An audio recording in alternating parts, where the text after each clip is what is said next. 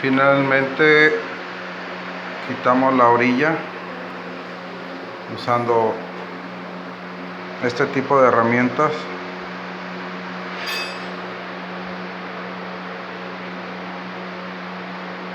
O bien se puede usar un martillo y un desarmador plano.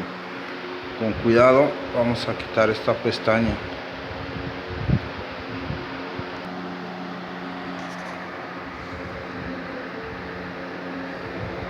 Aquí está el canal donde va a entrar la nueva pieza. Después de quitar toda la orilla se procede a limpiar todo el glue con una navaja de 6 para escarpiar pisos, o donde está demasiado grueso usar el rotohammer.